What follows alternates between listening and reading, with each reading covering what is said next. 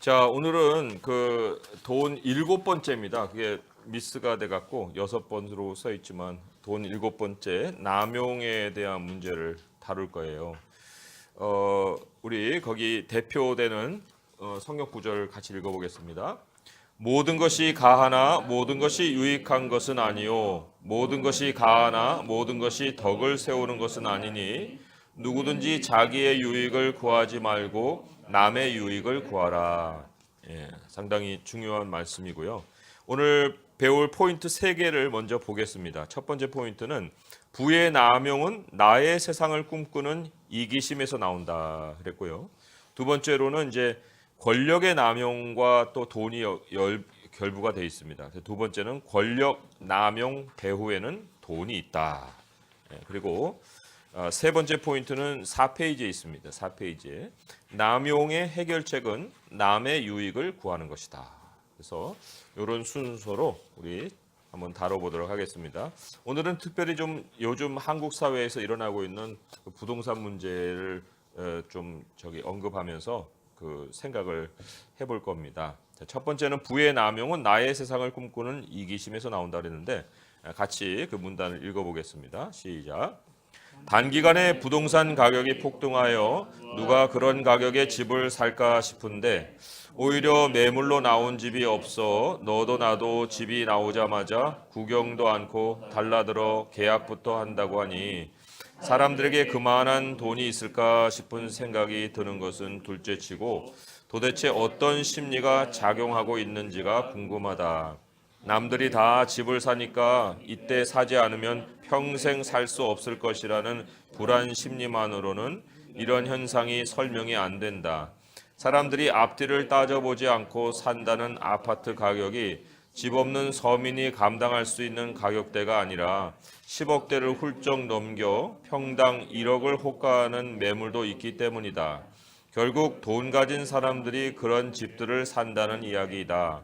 사람들이 그만한 돈을 써서 집을 사려는 심리가 무엇일까? 오늘날 우리 사회에서 벌어지는 이 현상을 이미 몇천 년 전 이사야 선지자는 그대로 고발하고 있다. 이사야는 사람들이 미친 듯이 소유를 쟁취하기 위해 거액의 돈을 물쓰듯 하는 심리가 나의 세상을 꿈꾸는 이기심이라고 지적한다. 부가 목적을 잃고 도를 넘으면 사람들은 나의 왕국을 건설하려는 인생의 꿈에 돈을 남용하는 것이다. 이사야 5장 8절의 말씀을 통해서 오늘날에 일어나는 이 현상이 이미 그 당시에 있었다는 것을 확인을 할 수가 있어요. 5장 이사야 5장 8절은 973쪽에 있죠. 973쪽에 네. 같이 찾아서 읽어보도록 하겠습니다. 시작. 가옥에 가옥을 이으며 전토에 전토를 더하여 빈틈이 없도록 하고 이 땅 가운데에서 홀로 거주하려 하는 자들은 화 있을진저. 네, 여기도 이 요즘 뭐 다주택자들 그게 문제가 됐잖아요. 그래서 세금을 막 엄청 올려서 지금 이제 부과하려고 하고 있는데 여기도 지금 가옥에 가옥을 잇고 전토에 전토를 더하면서 그 생겨나는 그 배후의 문제가 뭐겠습니까? 그게 그 한 사람이 재산을 다 차지하려고 하기 때문에 이제 집 없는 사람들이 점차 늘어나고 그리고 또 거기에는 이제 정당한 방법이 아니고 그 투기 세력도 있을 뿐만 아니라 이제 다른 사람의 것을 그 아주 갈취해가는 그런 문제도 있기 때문에 상당히 사회 문제가 많이 그 확산될 수가 있어요. 그런데 우리가 이제 오늘 초점에서 보고 싶은 것은 지금 돈을 물수도 쓰고 있잖아요. 가옥에 가옥을 전토에 전토를 이런 식으로 돈을 왜 쓰고 있을까? 네, 그게 여기는 홀로 거주하려는 자들 이렇게 나와 있어요. 이 땅 가운데 홀로 거주하려 하는 자들이다. 그게 뭐냐? 나의 왕국을 건설하려는 인생의 꿈이라는 거죠. 그래서 이 이기심이 결국 부의 남용을 부른다. 이렇게 우리가 확인을 해볼 수가 있습니다. 자, 그러면 이 한 사람의 문제가 한 사람으로 끝날까? 이제 이어서 읽어봅니다. 시작. 한 사람이 헛된 영광으로 부를 남용하면 그 사람 하나의 문제로 끝나지 않는다. 그의 사리 사욕이 주변 사람들의 시기를 일으켜 서로 노엽게 하고 서로 투기하는 일이 생겨나는 것이다. 사도 바울은 말세에 고통하는 때가 이르면 여러 현상들이 나타날 것이라고 기술했다. 첫째가 자기를 사랑하는 것이고 그 다음이 돈을 사랑하며 자랑하는 것이다. 여기서 확인되듯이 돈을 우선해 두는 것, 배금주의는 이기심에서 나오고 이것은 나의 왕국 건설, 자기 자랑으로 발전한다. 그 결과 바울 사도는 온갖 모양으로 인간 관계들이 처참히 찢어지고 파괴되는 일들이 뒤따를 것이라고 경고한다. 한 사람의 부의 남용은 나의 왕국 건설은 고사하고 인간 사회의 근본을 무너뜨리는 것이다. 여기 지금 설명해 보시듯이 자기를 사랑하는 게 지금의 이기심이거든요. 그런데 이기심이 발전해서 무엇으로 가냐면은 돈을 우선해 두는 것으로 가는 거예요. 그게 이제 돈의 남용이고, 돈의 남용이 그 발전해서 어디로 가냐면 자랑으로 가는데, 그게 바로 자기 세계 건설이라 하는 거예요. 그러니까 이 말세의 이제 그 현상을 조금 더 확인할 수 있는 곳이 디모데후서인데, 디모데후서 한번 가서 찾아보겠습니다. 디모데후서 3장 1절에서 5절이에요. 거기 보면은 여기 이제는 세 가지를 소개했지만 여기 계속 이제 뒤에 이어지는 것들이 있는데, 그 이어지는 것의 공통점이 인간관계의 파괴라고 하는 거죠. 그래서 디모데후서 3장 1절에서 5절까지 한번 같이 읽어볼게요. 시작. 너는 이것을 알라. 말세에 고통하는 때가 이르러 사람들이 자기를 사랑하며 돈을 사랑하며 자랑하며 교만하며 비방하며 부모를 거역하며 감사하지 아니하며 거룩하지 아니하며 무정하며 원통함을 풀지 아니하며 모함하며 절제하지 못하며 사나우며 선한 것을 좋아하지 아니하며 배신하며 조급하며 자만하며 쾌락을 사랑하기를 하나님 사랑하는 것보다 더하며 경건의 모양은 있으나 경건의 능력은 부인하는 자니 이 같은 자들에게서 네가 돌아서라. 예. 여기 관계 파괴적인 것이 사실 그 감정의 아주 그 격한 표현들을 통해서도 나타나잖아요. 그래서 무정하고 원통함을 풀지 않고 모함하고 절제하지 못하고 사납고 막 이런 것도 그 표정을 한번 떠올려 보면은 그 정말 상상해 볼 수 있는 그런 표정들이에요. 그 영화에서 뭐 조폭들이나 뭐 장기 매매하는 사람들 아주 그냥 그 인정 사정 없이 그냥 사람을 납치에다가 사정 없이 패고 죽이고 하잖아요. 그런 것들이 다 돈에서 나오는 문제인데, 그 돈도 결국은 끝에 뿌리를 들어가 보면은 자기 사랑이 있다. 그런 걸 확인해 볼 수가 있습니다. 자, 그러면 이제 우리 두 가지 문제를 한번 보겠어요. 성경은 사랑은 자랑하지 아니하며라고 말한다. 이 자랑하지 않는다는 것이 결국 자기 중심이 아니라는 거죠. 자기 왕국을 건설하는 것이 아니다. 그랬는데 돈과 관련해서 이 말씀을 어떻게 실천할 수 있겠는가? 그러니까 내 왕국을 건설하지 않는다고 할 때 그러면 대안이 뭐냐 이거예요. 돈을 가지고 요한일서 2장 15절에서 17절의 말씀이죠. 찾아서 한번 보겠습니다. 요한일서 2장 15절에서 17절의 말씀 읽어볼게요. 시작. 이 세상이나 세상에 있는 것들을 사랑하지 말라. 누구든지 세상을 사랑하면 아버지의 사랑이 그 안에 있지 아니하니 이는 세상에 있는 모든 것이 육신의 정욕과 안목의 정욕과 이생의 자랑이니 다 아버지께로부터 온 것이 아니요 세상으로부터 온 것이라. 이 세상도 그 정욕도 지나가되 오직 하나님의 뜻을 행하는 자는 영원히 거하느니라. 여기에 특별히 이생의 자랑, 이게 이생의 자랑이 세상에서 땅에서 홀로 거하려 하는 자들 하는 이사야의 고발하고 똑같은 얘기예요. 그러니까 자기 왕국 건설을 얘기한다는 거죠.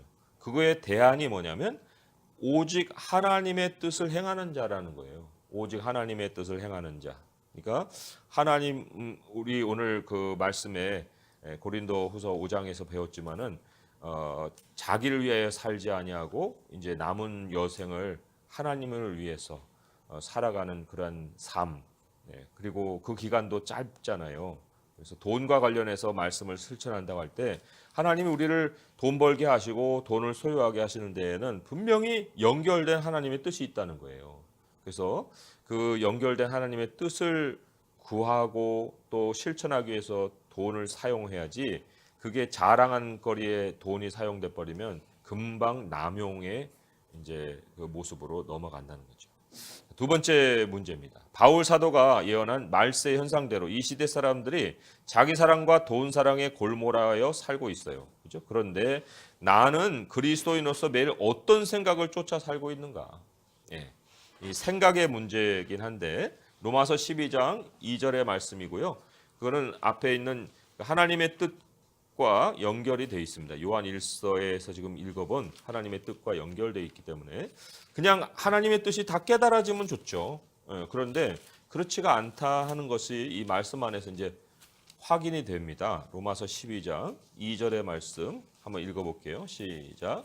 너는 이 세대를 본받지 말고 오직 마음을 새롭게 함으로 변화를 받아 하나님의 선하시고 기뻐하시고 온전하신 뜻이 무엇인지 분별하도록 하라. 여기 새롭게 함으로 변화를 받아라고 했거든요. 수동이에요, 수동. 그죠? Be transformed예요. 내 스스로가 변화시키는 게 아니고요. 마음에 새롭게 하면 변화를 받으라 했기 때문에 마음을 변화시키는 원인이 있어야 되는데 그 원인이 어디 있냐면은 그게 바로 말씀에 있어요. 하나님의 말씀을 우리가 늘 대하다 보면 그 말씀으로 인해서 마음이 변화하게 됩니다. 변화되면 이제 거기에서 분별력이 생기는 거예요. 무엇을 분별하는 거예요? 하나님의 뜻이죠. 그래서 우리가 늘 먼저 힘써야 될 것은 내 마음이 변화되는 거예요. 변화되어서 이제 그 뜻을, 하나님의 뜻을 깨닫게 되는 그러한 삶을 살아가야 된다 하는 것입니다. 자, 그러면 이게 이제 돈의 남용에 대한 것인데 그게 이제 권력과 연결이 됩니다. 돈 따로 권력 따로인 것 같은데 전혀 그렇지가 않아요. 그래서 권력 남용 배후에는 돈이 있다. 같이 3페이지까지 해서 쭉 읽어보겠게요. 시작. 바울이 3번의 선교 여행을 마치고 예루살렘으로 갔을 때 그는 그곳 유대인들의 고발을 당해 그 당시 유대 총독이었던 벨릭스 앞에 서게 되었다. 벨릭스는 예수 그리스도의 도에 관해 자세히 알고 있던 터라 바울에게서 그 도에 대해 더 듣고자 했다. 그런데 그가 바울을 더 자주 불러 같이 이야기하고자 했던 진짜 의도는 탐욕스럽게도 바울에게서 돈을 받을까 바랐기 때문이다. 그는 바울이 예루살렘에 온 이유가 이방의 그리스도인 형제들이 예루살렘 성도 중 가난한 자들을 도우라고 거액의 연보를 한 것을 전달하기 위해서라는 정보를 입수할 것이 분명하다. 권력의 자리에서 돈 냄새를 맡은 것이다. 권력을 남용해서 남의 재산을 갈취한 대표적인 예는 아합 왕이다. 아합은 왕궁에서 가까운 나봇의 포도원을 탐냈다. 나봇은 조상에게서 물려받은 유산을 다른 사람에게 넘기는 것을 하나님이 금하셨기에 포도원을 아합에게 파는 것을 거절했다. 하지만 아합은 자기 아내 이세벨의 계략에 따라 거짓 증인 둘을 세워 나봇이 하나님과 왕을 저주하였다고 누명을 씌워 그를 죽였고 그의 포도원을 빼앗았다. 아합에게 재산이 없어 이런 끔찍한 죄를 범한 것이 아니다. 돈의 남용과 마찬가지로 권력의 남용에도 마지막 그림에는 나의 왕국 건설이 있는 것이다.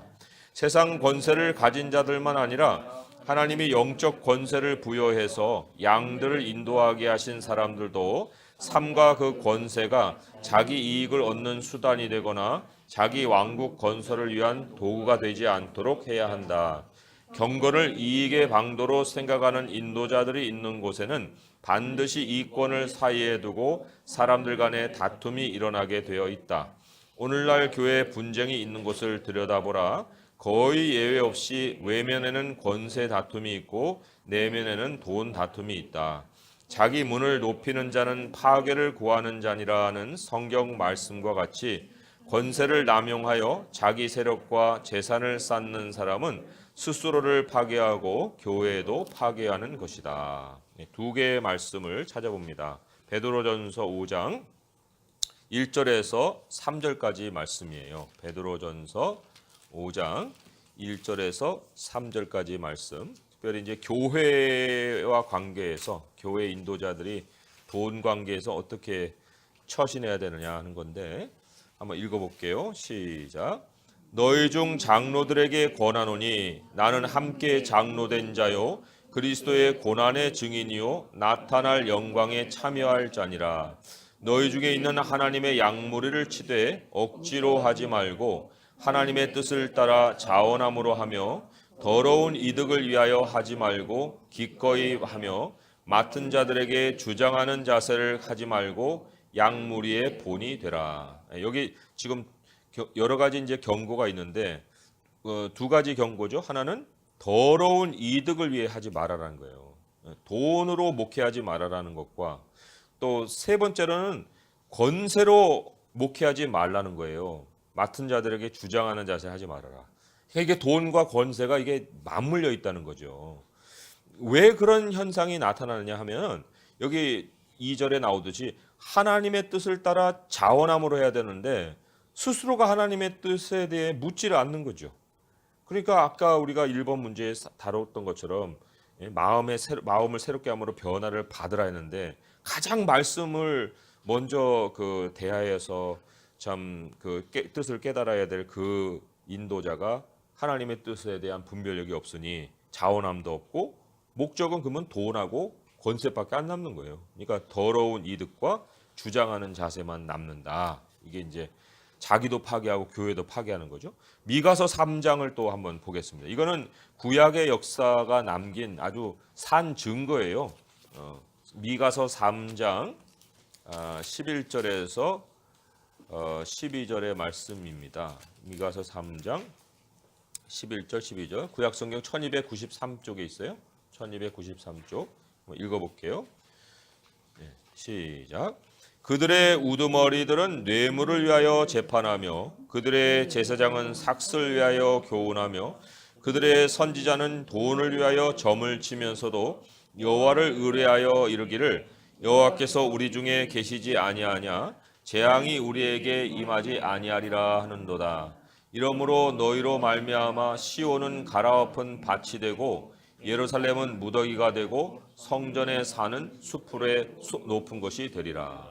여기도 지도자들의 죄악이 시온과 예루살렘의 멸망을 가져오잖아요. 그러니까 인도자들의 죄악은 인도자들로 끝나질 않죠. 근데 여기 우두머리들, 제사장, 선지자 다 하나님 백성을 끌어가는 사람들인데 뭐하고 권세가 연결되어 있습니까? 돈이 연결되는 거예요. 뇌물, 삭, 돈 뭐 이런 거죠. 그러니까 참 오늘날 교회 분쟁 가운데 일어나는 여러 가지 일들도 파고 들어가면은 다 이게 참 다 부패한 돈의 문제가 있다는 것이 너무 슬픈 일이기도 합니다. 자, 그러면 질문을 볼게요. 권세를 남용하여 재산을 모으는 사람들을 볼 때 참 걱정스러워요. 왜 걱정스러우냐? 우리는 그들의 결말이 어떨 거라고 생각하는가 하는데 역사의 사례가 남았거든요. 큰 인물들만 이제 우리가 찾아보는 거지만 그게 하나의 표본이 되는 거예요. 다니엘 4장에서는 이제 느부갓네살 왕 그 예가 기록이 되어 있어요. 다니엘 4장 30절에서 31절입니다. 다니엘 4장 30절에서 31절. 자, 읽어볼게요. 시작. 나 왕이 말하여 이르되 이 큰 바벨론은 내가 능력과 권세로 건설하여 나의 도성으로 삼고 이것으로 내 위엄의 영광을 나타낸 것이 아니냐 하였더니 이 말이 아직도 나 왕의 입에 있을 때에 하늘에서 소리가 내려 이르되 느부갓네살 왕아 내게 말하노니 나라의 왕위가 내게서 떠났느니라. 그리고 이제 짐승이 돼 버리죠. 그러니까 이게 나의 권세와 능력으로 이제 건설했다. 자기 왕국에 몰입된 느부갓네살의 결말이었다는 거고요. 또 헤롯 왕도 많은 나라로부터 이제 막 조공을 받아서 돈으로서는 아주 엄청난 그 부를 누렸던 나라를 만들었습니다. 그렇지만 그것이 이제 도를 지나쳤을 때 어떤 결과가 나왔는지 사도행전 12장 20절에서 23절의 말씀이죠. 사도행전 12장 20절에서 23절 읽어볼게요. 시작. 헤롯이 두로와 시돈 사람들을 대단히 노여워하니 그들의 지방이 왕국에서 나는 양식을 먹는 까닭에 한 마음으로 그에게 나와 왕의 침소 맡은 신하 블라스도를 설득하여 화목하기를 청한지라. 헤롯이 나를 택하여 왕복을 입고 단상에 앉아 백성에게 연설하니 백성들이 크게 부르되 이것은 신의 소리요 사람의 소리가 아니라 하거늘 헤롯이 영광을 하나님께로 돌리지 아니하므로 주의 사자가 곧 친히 벌레에게 먹혀 죽으니라. 이게 벌레가 뭔 벌레인지는 모르겠지만 아무튼 바이러스가 걸렸는지 죽었어요. 그러니까 뭐 스스로 막 화를 진노를 내니까 벌벌벌벌 떨면서 그 두로 시돈 사람들이 이제 그 밑에 있는 신한테 와갖고 헤롯 왕이 왜 저런데요? 우리가 좀 더 낼 테니까 좀 분노를 좀 그치게 해주시면 좋겠습니다 하고 이제 막 빌었겠죠. 그러니까 이제 사람들이 와가지고 굽시굽시 되니까 나는 신인가 보다 했더니 하나님이 그냥 벌레를 먹게 해갖고 죽어 버렸지 않습니까? 그러니까 이게 사람이요 끝을 알아야지 끝을 모르고 치닫다 보면은 이 지경이 되는 거예요. 자, 다음 페이지 이제 마지막 세 번째를 문제가 하나 더 있었어요? 문제 그렇죠. 하나님은 내게 어떤 권세를 주셨으며 나는 누구의 유익을 위해 그 권세를 사용하는가? 각 사람에게 다 권세가 있습니다. 그죠? 우리 임 장로님, 황 집사님, 또 우리 박 집사님 다 보면은 다 권세 있어요. 권세 없는 사람 한 사람도 없습니다. 그런데 누구의 유익을 위해서 사용하느냐는 건데 로마서 15장 1절에서 이제 3절까지 또 보겠습니다. 읽어볼게요. 시작. 믿음이 강한 우리는 마땅히 믿음이 약한 자의 약점을 담당하고 자기를 기쁘게 하지 아니할 것이라. 우리 각 사람이 이웃을 기쁘게 하되 선을 이루고 덕을 세우도록 할지니라. 그리스도께서도 자기를 기쁘게 하지 아니하셨나니 기록된 바 주를 비방하는 자들의 비방이 내게 미쳤나이다 함과 같으니라. 여기 이제 믿음이 강하고 믿음이 약한 것을 권세와 한번 연결시켜 본다는 거죠. 그랬을 때에 우리의 권세를 어디에다가 사용을 해야 되느냐 하면 바로 이 이웃이 우리 각 사람이 이웃을 기쁘게 하는 일에 사용을 해야 된다. 기쁘게. 그래서 제가 영일이 불러다 놓고 맨날 그냥 나무라기나 하고 뭐예요 불러다 세워놓고 벌이나 주고 그러면 이제 아빠로서 권세를 하나님 주셨는데 그 권세에 대하여서 내가 그 남용을 하는 거죠. 그런데 물론 징계는 필요해요. 그러나 그것이 권세가 꼭 징계만을 하기 위해서 있는 건 아니거든요. 그러니까 믿음을 세워주고 약하니까 모르니까 모르는 거에 대해서 정말 참아주고 예수님이 비방당한 자들의 비방이 내게 미쳤다 하는 것이 뭐예요? 그게 다 감수를 했다는 거예요. 그 사람들의 모르니까 하고 그러나 그 권세를 막 휘둘러 가지고 막 위에서 번개를 내리쳐서 사람들 다 죽이고 그러지 않았잖아요. 예수님께서 스스로 십자가를 지시지 않습니까? 그러니까 권세 있는 사람이 오히려 사랑을 하게 된 책임이 있는 거예요. 권세 없는 사람에게 사랑을 요구하게 될 때가 많거든요. 영일아, 너 부모를 섬겨야지 왜 안 해? 물 떠와, 밥해, 뭐 별걸 다 시킬 거 아닙니까? 그런데 물론 지금 불만스러운 얼굴로 저를 쳐다보고 있긴 하지만은 그렇게 할 수도 있어요. 뭐 그게 뭐 항상 일어나는 일은 아니니까 그렇지만은 그러나 그 오히려 아빠고 엄마고 또 내가 위에 있고 상사고 그리고 또 인도자고 하기 때문에 오히려 그것이 사랑을 행해야 되는 책임을 우리에게 가르쳐 주는 것이다. 그래서 예수님의 그 발 씻음 그 사건이 권세가 있기 때문에 발을 씻어 주신 일이지 권세 없어서 그 일을 행하신 것이 아닌 것을 우리가 확인을 할 수 있잖아요. 그러니까 그게 어디 나옵니까? 발 씻은 사건이 요한복음 어디에 나오는 것 같은데 그 권세와 연결해서 예수님이 발 씻은 사건이 나온 거를 우리가 좀 확인해 보면은 의미가 있습니다. 어디쯤 있나요? 그 그 세족식 사건이 기록되어 있는 거 있잖아요. 그죠? 예. 한번 찾아보세요. 여기 있네. 그 요한복음 13장에 여기 뭐라고 써 있냐면요.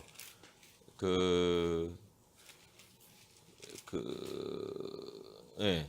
13장 1절과 3절에 세족식 하게 된 이유가 두 가지로 나와요. 첫째로는 유월절 전에 예수께서 자기가 세상을 떠나 아버지께로 돌아가실 때가 이런 줄 아시고, 그러니까 시간이 얼마 안 남은 거예요. 시간이 얼마 안 남았기 때문에 사랑을 정말 충분하게 베풀고자 했던 것이고, 3절에 보면은 또 두 번째 이유가 있는데, 저녁 먹는 중 예수는 아버지께서 모든 것을 자기 손에 맡기신 것과 또 자기가 하나님께로부터 오셨다가 하나님께로 돌아가실 것을 아시고 또 세족식을 하셨어요. 이게 뭐예요? 모든 것을 자기 손에 맡기신 것을 알았기 때문에 발을 씻어줬다는 거예요. 권세죠. 그러니까 제가 영일이를 돌봐야지 영일이가 저를 돌보는 일이 모선되지 않는 이유는 바로 아들을 저에게 맡겼기 때문에 먼저 사랑해야 되는 책임이 있다는 거죠. 그래서 우리가 나의 권세를 남용하지 않게 되는 배후의 이유 중에 하나가 바로 우리가 가진 권세에 대한 바른 인식 속에서 나온다. 자, 그러면 4페이지를 우리 보면서 세 번째 포인트 보겠습니다. 남용의 해결책은 남의 유익을 구하는 것이다. 함께 읽어볼게요. 시작. 사도 바울은 너희의 자유가 믿음이 약한 자들에게 걸려 넘어지게 하는 것이 되지 않도록 조심하라고 했다. 여기서 말하는 자유를 돈에 적용해보자. 우리는 원하는 것을 가지기 위해 얼마든지 돈을 쓸 자유가 있다. 부동산을 사는 것이 악이 아닌 이상 10억이든 20억이든 내 돈을 써서 내 집을 산다는데 누구도 트집 잡을 수 없을 것이다. 하지만 그것이 믿음이 약한 자들에게 걸려 넘어지게 하는 것이 되면 고액의 부동산을 사는 것은 돈 쓸 자유가 아니라 돈의 남용이 되는 것이다. 믿음의 형제 자매들을 전혀 의식하지 않고 나만 괜찮으면 된다는 식의 행동은 결국 나의 왕국 건설이 되고 하나님 나라 건설과 정면 배치되는 것이다. 사도 바울은 그리스도를 섬기는 자는 하나님을 기쁘시게 하며 사람에게도 칭찬을 받느니라고 했다. 그러므로 내가 내 돈을 쓴다는데 당신이 왜 비판을 하느냐고 따져서는 안 된다. 무엇이든지 스스로 속된 것이 없고 돈도 여기에 포함되지만 속되게 여기는 그 사람에게는 속되기에 내가 돈 쓰는 방식으로 형제가 근심하게 되면 그것은 형제를 사랑함이 없이 오직 나만 생각하고 행동하는 것이다. 사도 바울은 그리스도께서 대신하여 죽으신 형제를 나의 자유로 망하게 하지 말라고 엄히 경고한다. 자기의 유익을 구하지 말고 남의 유익을 구하는 것이 우리의 자유가 비방을 받지 않고 그리스도의 사랑을 실천하고 교회의 덕을 세우는 길이다. 네. 두 번째 문단 첫 번째에 그리스도를 섬기는 자는 하나님을 기쁘시게 하며 사람에게도 칭찬을 받는다 했어요. 그러니까 뭐 내 거 내가 쓰는데 뭔 자꾸 참견이야. 이렇게 할 것이 아니죠. 그래서 우리가 남들과 정말 어울려 줄 수 있는 그런 삶, 이게 굉장히 중요하고요. 정말 눈에 팍 띄어가지고 정말 다른 클래스다라고 생각하게 될 때에는 그 어떤 형제의 마음에 걸리는 것을 만들 수가 있다는 거예요. 그럴 때 그것을 몰랐을 때는 몰라도 알아차리게 되면 자기 스스로가 그것을 절제하고 내려놓을 필요가 있지. 당신 나한테 왜 그래? 당신도 돈 벌어 그러면 돈 있으면 나처럼 될 수 있잖아. 이런 식으로 가게 되면 이건 이제 끝을 본다는 얘기인데 그거는 형제의 관계가 아니라는 얘기죠. 로마서 14장 13절의 말씀인데 우리 한번 찾아볼게요. 로마서 14장 13절의 말씀. 예. 자, 읽어볼게요. 시작.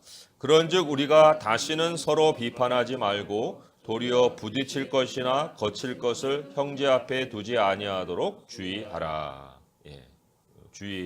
주의할 것에 대해서는 뭐 각자 우리가 한번 적용해 보도록 하겠습니다. 그럼 마지막 문제예요. 형제를 생각하기보다 다수의 삶의 양식을 따라 돈을 남용하는 일이 있는가?